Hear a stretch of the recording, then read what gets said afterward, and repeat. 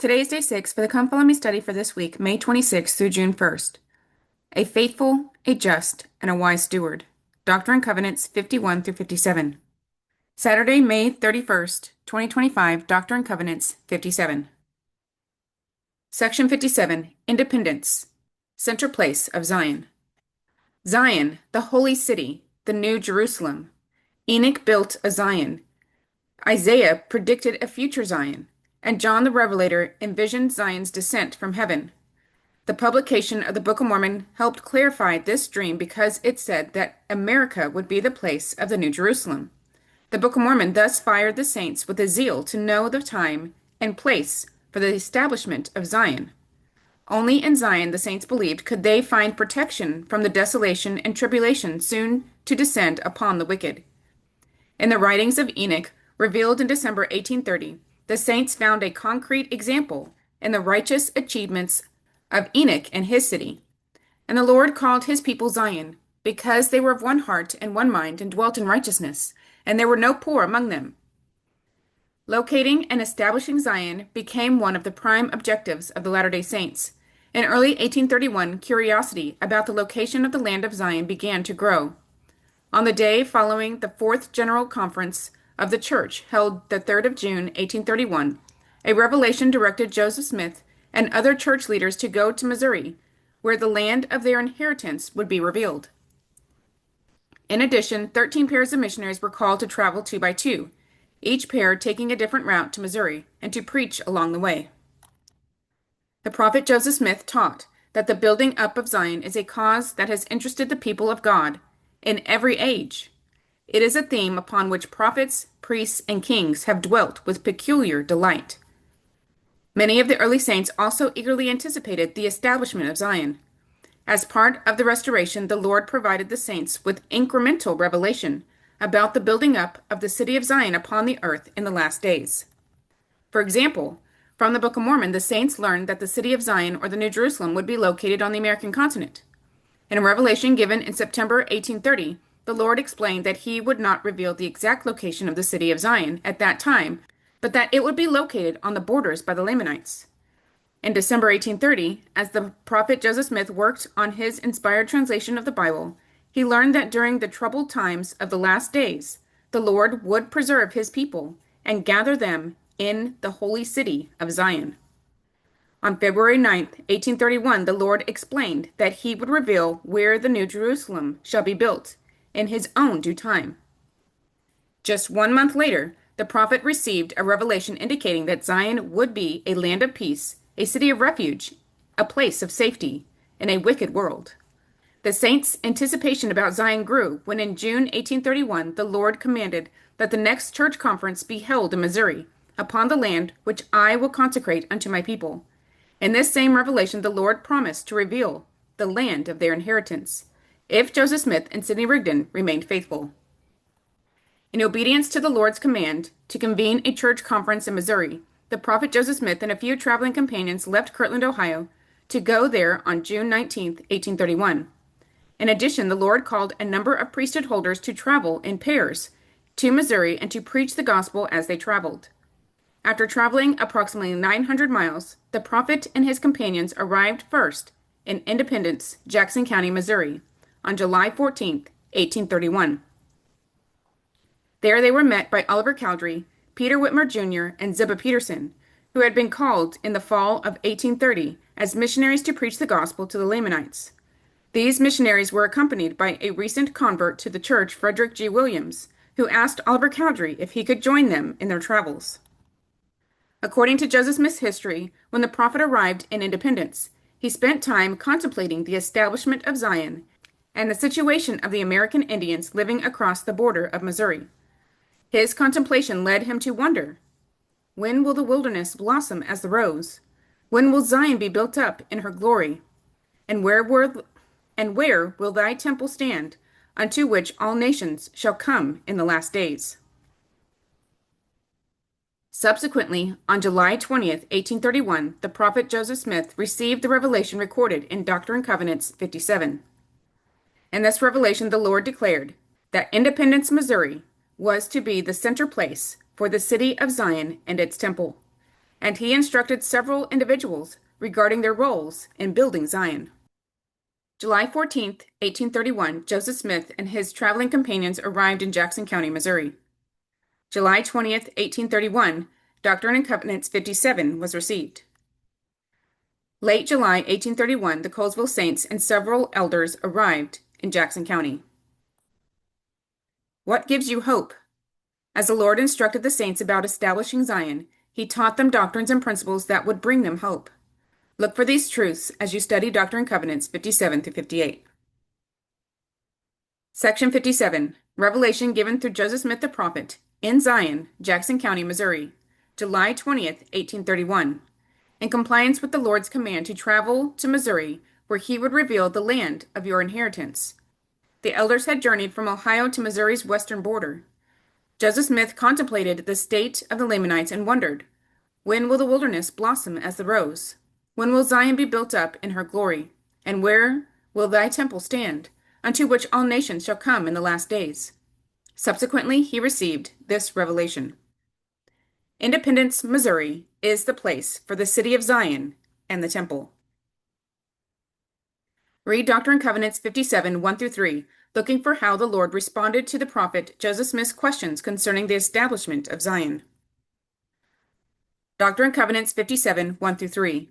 Hearken, O ye elders of my church, saith the Lord your God, who have assembled yourselves together according to my commandments in this land, which is the land of Missouri, which is the land which I have appointed and consecrated for the gathering of the saints. Wherefore, this is the land of promise, and the place for the city of Zion. And thus saith the Lord your God, if you will receive wisdom, here is wisdom. Behold, the place which is now called Independence is the center place, and a spot for the temple is lying westward, upon a lot which is not far from the courthouse. In response to the prophet Joseph Smith's inquiry, the Lord revealed that Independence, Jackson County, Missouri, was the land of promise and the place for the city of Zion. The site for the city of Zion was located just below a bend in the Missouri River and about 10 miles east of the Missouri Indian Territory line, currently the Missouri-Kansas border. The land that makes up Missouri and several surrounding states had become part of the United States after the Louisiana Purchase in 1803. After the purchase, new settlers, mostly from other southern states, moved into Missouri to settle the land. Missouri became a state in 1821, and in 1826 the state legislature created Jackson County. The newly settled town of Independence, which was located along a trade road called the Santa Fe Trail, became the county seat. At the time of this revelation, Jackson County had only a few hundred residents and a few public buildings, including the county courthouse. Elder Brewster McConkie said, "It is of this city, a city that shall be built before the second coming, that the Lord said to Enoch, I shall prepare an holy city, that my people may gird up their loins and be looking forth for the time of my coming. For there shall be my tabernacle, and it shall be called Zion, a new Jerusalem."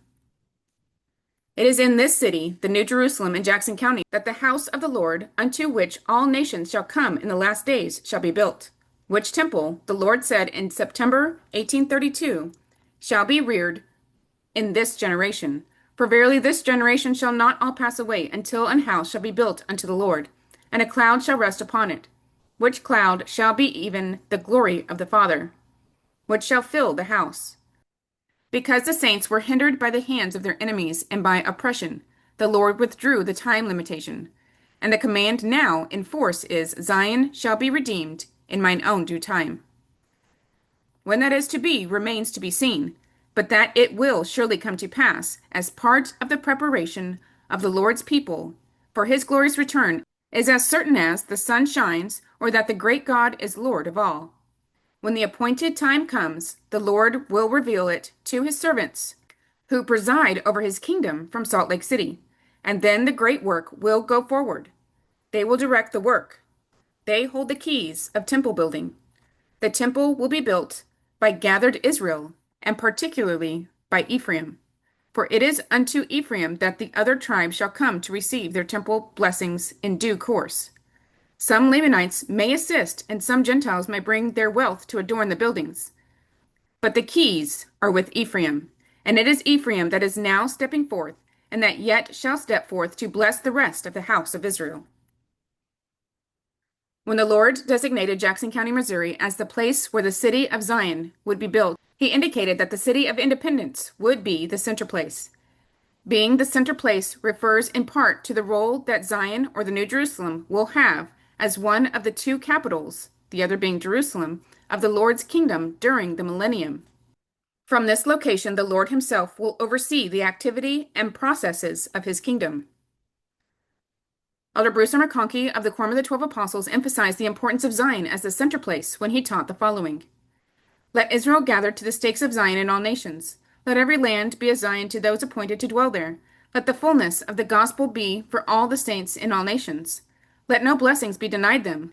Let temples arise wherein the fullness of the ordinances of the Lord's house may be administered. But still, there is a center place, a place where the chief temple shall stand, a place to which the Lord shall come, a place whence the law shall go forth to govern all the earth.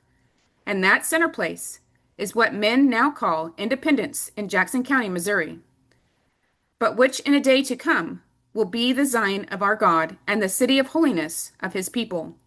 The site is selected, the place is known, the decree has gone forth, and the promised destiny is assured. In addition to revealing the place for the city of Zion, the Lord also declared that the spot for the temple was lying westward upon a lot which is not far from the courthouse. This temple will be built in the last days before the second coming of Jesus Christ. Elder Brewster McConkie explained the significance of the temple that will be built in Independence, Missouri. As to the temple unto which all nations shall come in the last days, it shall be built in the New Jerusalem before the second coming, all as part of the preparatory processes that will make ready a people for the Lord's return. About 2 years after he received the revelation recorded in Doctrine and Covenants 57, the prophet Joseph Smith received additional revelation concerning the spot where the temple would be constructed. In 1833, the prophet had a plat map drawn for the city of Zion that depicted a temple complex of 24 buildings to be constructed next to each other in Independence. The gathering to and the building up of the city of Zion or New Jerusalem, as declared by the Lord, will begin at the place of the temple. Elder Marvin J. Ballard said, that temple in Independence, Missouri will be built, as well as other things that have been projected by the inspired servants of God, for the Lord knows how to work it out. All we need to do is to keep on the Lord's side and make him our friend. Stand in his favor, keep his commandments, and he will work out the salvation of Zion and her redemption. Read Doctrine and Covenants 57, 4 through 16, looking for what the Lord instructed the elders to do in order to establish Zion. The saints are to purchase lands and receive inheritances in that area. Doctrine and Covenants 57, 4. Wherefore it is wisdom that the land should be purchased by the saints. In an earlier revelation, the Lord commanded the saints to save all the money that they could in righteousness, so they could be prepared to purchase land in Zion when the Lord revealed the location to them. Doctrine and Covenants 57:4 continued, and also every tract lying westward, even unto the line running directly between Jew and Gentile. What is meant by the phrase, the line running directly between Jew and Gentile? President Joseph Fielding Smith explained that this expression has reference to the line separating the Lamanites from the settlers in Jackson County. At this time, the United States government had given to the Indians the lands west of the Missouri, only later to take them away again. The Lamanites, who are Israelites, were referred to as Jews, and the Gentiles were the people, many of whom were of the lawless element living east of the river. The following references show that the Lamanites have Jewish ancestry. During this period of time in the western United States, many settlers used the practice of squatting in order to acquire property. This meant that they would settle on unoccupied land or property with the intent to later register their claim at the county courthouse. By the summer of 1831, when this revelation was given, most of the land that the Lord commanded the saints to buy had already been claimed by settlers, thus requiring the saints to purchase the property from them. In obedience to the Lord's command to purchase property in December 1831, Bishop Edward Partridge purchased 63 acres from Jones Hoy Flournoy. This piece of property became known as the Temple Lot because it included the land the Lord designated for the temple. Doctrine and Covenants 57:5. And also every tract bordering by the prairies, inasmuch as my disciples are enabled to buy lands. Behold, this is wisdom, that they may obtain it for an everlasting inheritance. Doctrine and Covenants 38. And I hold forth and deign to give unto you greater riches, even a land of promise, a land flowing with milk and honey. Although the saints would need to make sacrifices to migrate to Ohio, the Lord shared details about how his righteous children would find a land of promise, a land flowing with milk and honey, meaning a place of great abundance. This promise of a land of inheritance may have temporal fulfillment in the site of the future city of Zion in Missouri, but it also seems to refer to the earth when it will be renewed and receive its paradisiacal glory during the millennium. The righteous who live God's laws and who seek to become like him will receive an eternal land of inheritance on the earth when it becomes a celestial kingdom. The Lord told church members to seek this land of inheritance with all their hearts. Elder Orson Pratt said, "This did not mean that we should come to possession at that time or in 1831, but when we had proved ourselves as wise stewards and had rendered up the account of our stewardship and had been accepted, then we should receive an inheritance not only in time, but while eternity should endure." Doctrine and Covenants 38, and upon which there shall be no curse when the Lord comes. To better understand the Lord's promise in these verses, one needs to understand that the Lord created the earth for his children, and that it reflects the level of life that they live. Elder Bruce McConkie described 4 of the stages the earth has gone through and will yet go through. Edenic earth. Following its physical creation, the earth was pronounced good. It was a terrestrial or paradisiacal state. There was no death either for man or for any form of life. And all the vast creation of animated beings breathed naught but health and peace and joy. Telestial earth. When Adam fell, the earth fell also and became a mortal sphere, one upon which worldly and carnal people can live. This condition was destined to continue for a period of 6,000 years, and it was while in this state that the earth was baptized in water. Terrestrial earth. We believe that the earth will be renewed and receive its paradisiacal glory. Thus the earth is to go back to the primeval paradisiacal or terrestrial state that prevailed in the days of the Garden of Eden. Accompanying this transition to its millennial status, the earth is to be burned, that is, receive its baptism of fire. It will then be a new heaven and a new earth, and again health, peace, and joy will prevail upon its face. Celestial earth.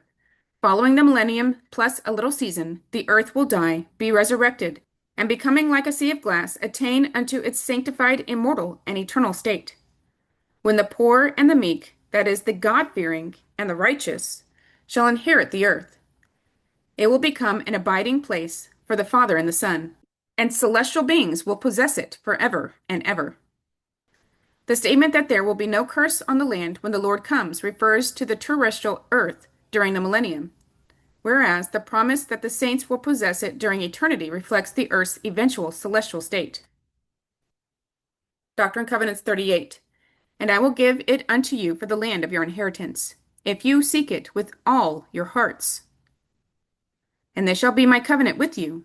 Ye shall have it for the land of your inheritance, and for the inheritance of your children forever, while the earth shall stand, and ye shall possess it again in eternity, no more to pass away. Elder Orson Pratt said, "We were commanded to purchase the land in Missouri for the time being, for it was to be singly our land of promise, and our children's land of promise, while the earth should stand, and then they should have it to all eternity.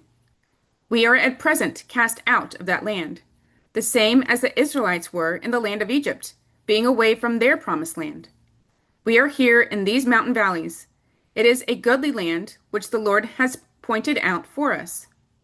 We are making preparation for our great redemption to go back to the promised land, the same as the Israelites are to gather back to their promised land. And a further promise is made unto us in this connection, that when the time shall come, the Lord will raise up a man like unto Moses, who shall deliver his people out of bondage, the same as the children of Israel, their fathers, were delivered. And he tells us that he will do this with a mighty hand and an outstretched arm. And he also says that his angels shall go before us, and also his presence. There then is a promise made to the Latter-day Saints that the presence of the Lord, as well as his angels, should go before their camp. I mention these things to show you what the Lord intends to bestow upon you, that your hearts may not faint. Doctrine and Covenants 57, 6 through 7. And let my servant, Sidney Gilbert, stand in the office to which I have appointed him, to receive moneys, to be an agent unto the church, to buy land in all the regions round about, inasmuch as can be done in righteousness, and as wisdom shall direct.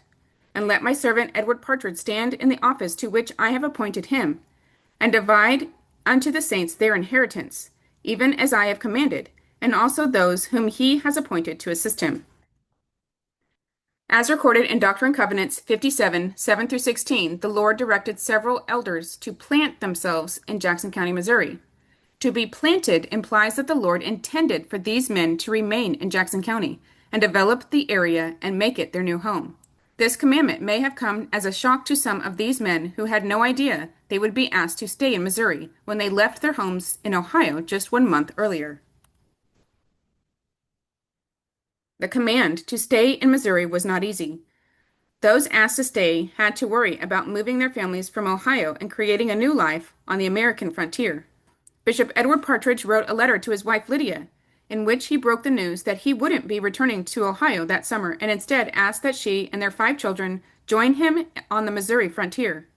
Additionally, instead of being able to return to Ohio to help them move that fall, he wrote, Brother Gilbert or I must be here to attend the sales in December, and not knowing that he can get back by that time, I have thought it advisable to stay here for the present, contrary to my expectations.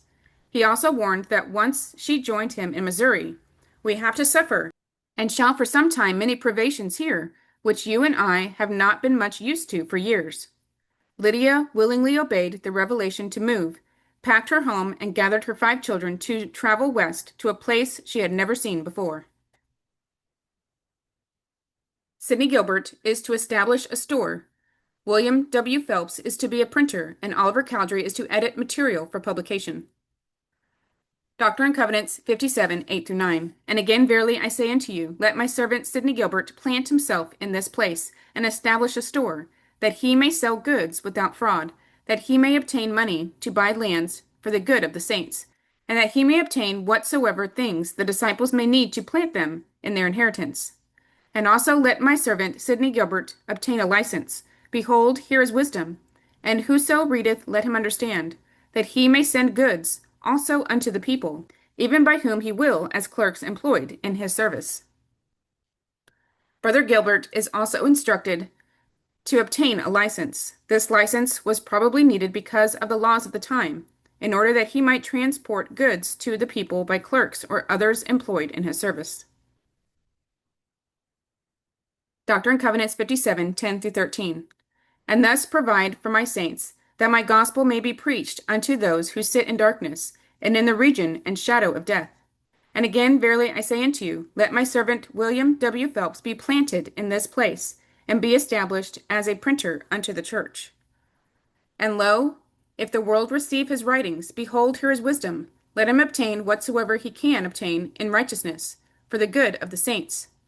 And let my servant Oliver Cowdery assist him, even as I have commanded, in whatsoever place I shall appoint unto him to copy, and to correct, and select, that all things may be right before me, as it shall be proved by the Spirit through him.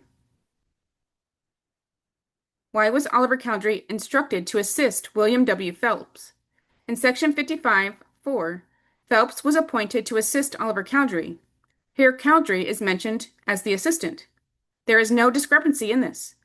It only shows that God intended them to assist each other as fellow laborers in the same service. Doctrine and Covenants 57, 14 through 15. And thus let those of whom I have spoken be planted in the land of Zion, as speedily as can be, with their families, to do those things even as I have spoken. And now concerning the gathering, let the bishop and the agent make preparations for those families which have been commanded to come to this land as soon as possible, and plant them in their inheritance. The bishop and the agent are here instructed to make preparations for the reception of the Colesville saints who, in obedience to the divine command, were on the road to Zion. The concept of establishing Zion is discussed in Enrichment B in the appendix. For the breakdown of Enrichment B, see my Come Follow Me paper for Doctrine and Covenants 45, 32, and 66. Doctrine and Covenants 57:16. And unto the residue of both elders and members further directions shall be given hereafter. Even so, amen.